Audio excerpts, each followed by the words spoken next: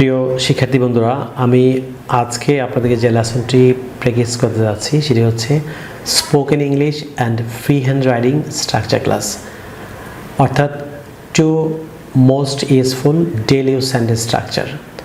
আপনারা যদি শুরু থেকে শেষ পর্যন্ত আজকে এই লেসনটি খুব অ্যাটেন্টিভ এনজয় করেন, আমি নিশ্চিত যে দুটি স্ট্রাকচার শেখার মাধ্যমে আপনি স্পোকেন রাইটিংয়ে অসংখ্য বাক্য তৈরি করার মাধ্যমে আপনি আপনার স্পোকেন রাইটিং স্কিল ইমপ্রুভ করতে পারবেন।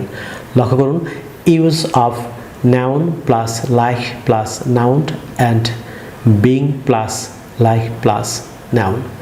So let's get started.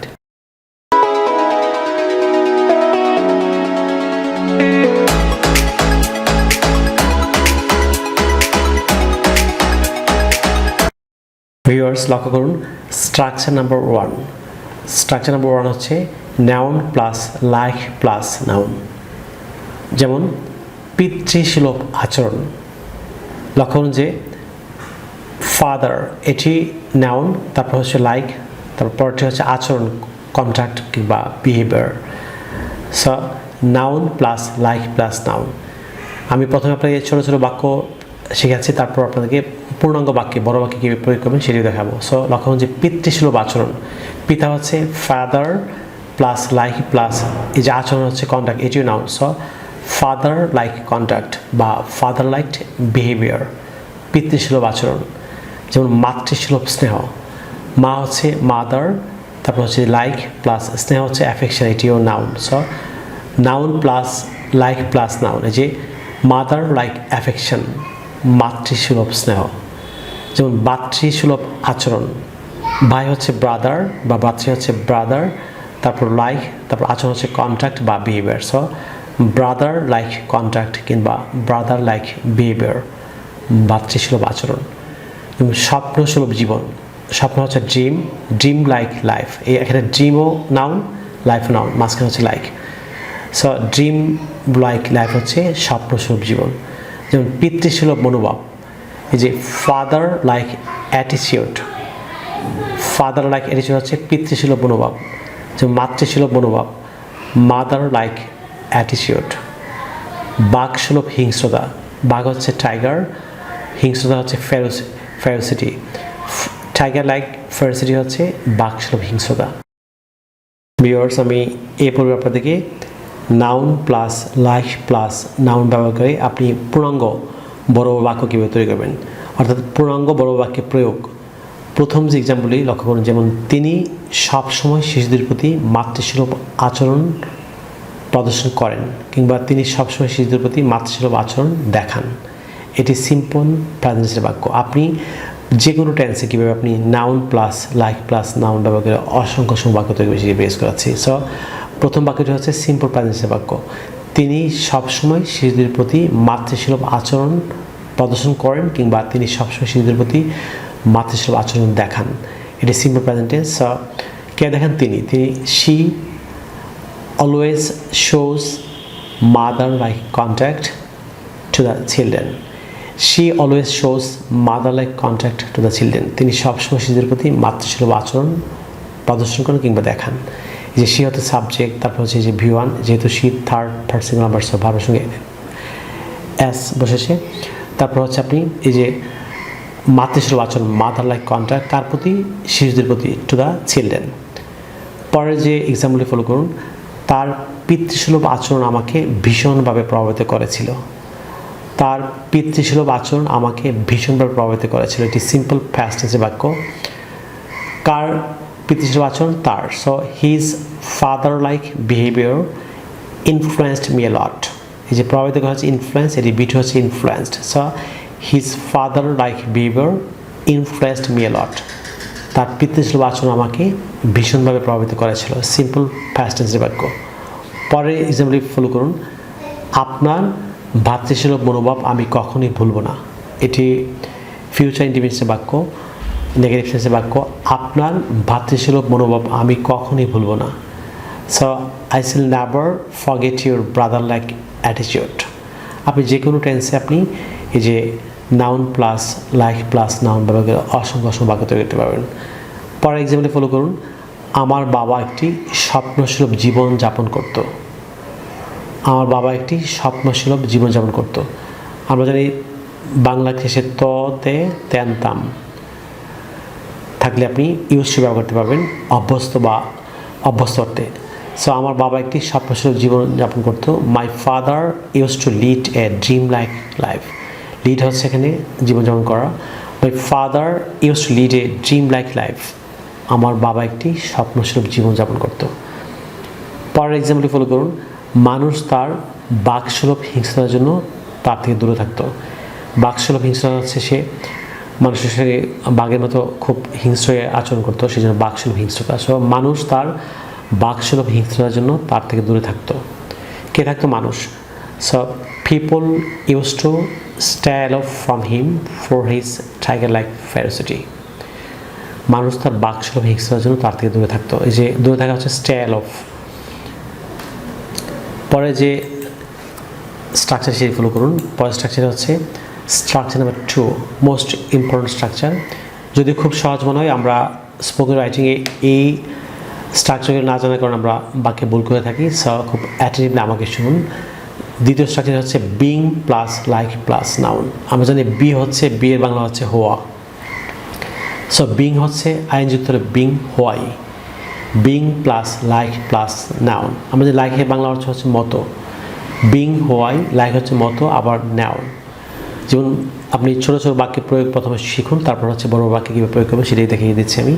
So example follow করুন। বাবার মতো হওয়াই। সো এই যে being plus like plus noun. বাবা হচ্ছে noun. So being like noun. বাবার মতো হচ্ছে, হওয়াই হচ্ছে বিং, তারপর হচ্ছে মতো হচ্ছে লাইক। কার মতো? বাবার মতো, ফাদার। বিং লাইক ফাদার, বাবার মতো হওয়াই। মনে রাখবেন যে বি হচ্ছে হওয়া, বিং হচ্ছে হওয়াই। বাবার মতো হওয়াই হচ্ছে বিং লাইক ফাদার, বাবার মতো হওয়াই। যেমন মায়ের মতো হওয়াই, মা হচ্ছে noun. So being like mother.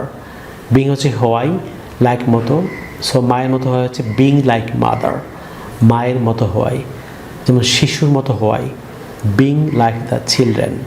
Being হওয়াই, লাইক মতো, শিশুরা হচ্ছে children. So being like the children, শিশুদের মতো হওয়াই কিংবা শিশুর মতো হওয়াই।